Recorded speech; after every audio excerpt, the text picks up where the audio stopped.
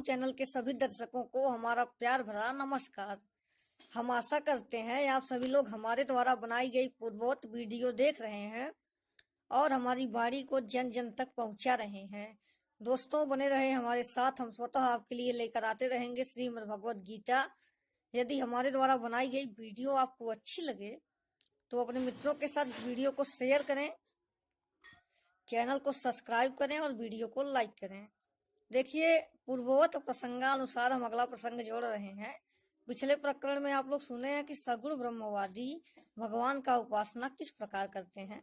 अब यहाँ श्री कृष्ण बताते हैं कि निर्गुण ब्रह्मवादी उनके उपासना को किस प्रकार करते हैं। आगे चलकर वह निर्गुण और सगुण ब्रह्म पर विस्तार पूर्वक प्रकाश डालेंगे।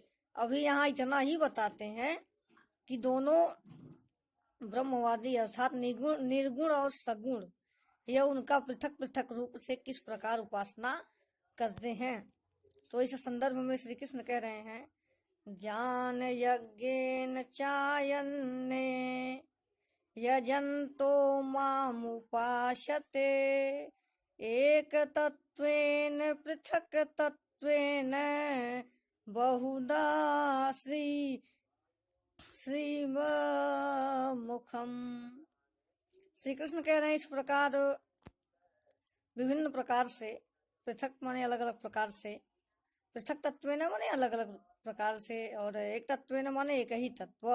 अर्थात श्री कृष्ण कह रहे हैं कि मुझ एक ही ब्रह्म तत्व को अपने अपने यति गति यानी कि अपने अपने मति के आधार पर कुछ ब्रह्म ज्ञानी महामानव हमारे निर्गुण ब्रह्म स्वरूप को ज्ञान यज्ञ के माध्यम से ध्याते हैं, पूजन करते हैं और उपासना करते हैं। और कुछ लोग इस प्रकार विभिन्न प्रकार से हमारे निर्गुण निराकार ब्रह्म का ध्यान करते हैं और निर्गुण निराकार ब्रह्म की पूजा करते हैं।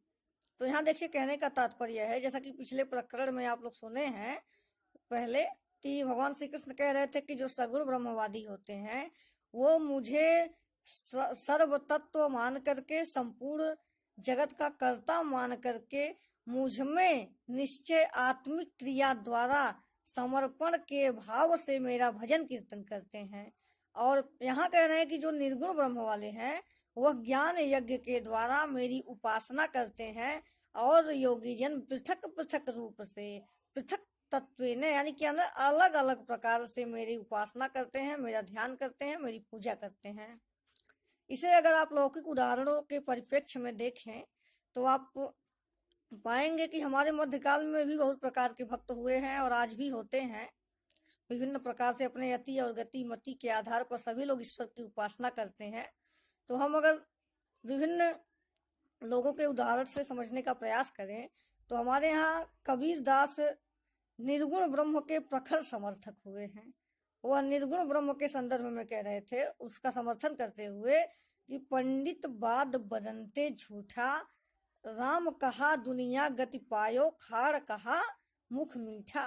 कह रहे हैं कि ये जो सगुण ब्रह्म वाले हैं ये तो झूठे हैं, क्योंकि पंडित बाद बदनते झूठा, ये सब झूठे हैं क्योंकि यदि गुण कहने से, गुण माने होता है भेली, खाड़ कहा मुख मीठा, अर्थात भेली अथवा गुण कहने से मुख मीठ हो जाए तो हम मान लें कि राम कहने से राम मिल जाएंगे। और वहीं दूसरी ओर हमारे सूरदास कहते हैं, अविगत गति कछु कहत न आवे, जो गूंगे को मीठे फल अंतर्गत ही भावे, मन वाणी को अगम अगोचर, जो जाने सो पावे, रूप रेख जाति जुगति बिनु निरालंब कित धावे, सब विधि अगम विचार ही तातो सूर सगुन पद गावे। वो कह रहे हैं कि अविगत गति कछु कहत न आवे, जिसके गति के संदर्भ में हम कुछ कह नहीं सकते हैं, वह निर्गुण ब्रह्म उसी प्रकार होता है, उसके स्वाद को वही जान पाता है जो ब्रह्मानंद में विलीन होता है। अर्थात जिस प्रकार एक गूंगे व्यक्ति को हम रसगुल्ला खिला दें और पुनः उससे उस रसगुल्ले का स्वाद पूछें तो वह गूंगा व्यक्ति नहीं बता पाएगा, उसी प्रकार निराकार ब्रह्म वाले हैं जो ब्रह्मानंद का अनुभूति तो करते हैं परंतु उसको व्यक्त नहीं कर पाते हैं। सब विधि अगम विचार रहता तो सुर सगुन पर गावे। इसलिए हम हर प्रकार से विचार करके एकमात्र सगुण ब्रह्म का ध्यान करते हैं और मेरे लिए यही श्रेयस्कर भी है।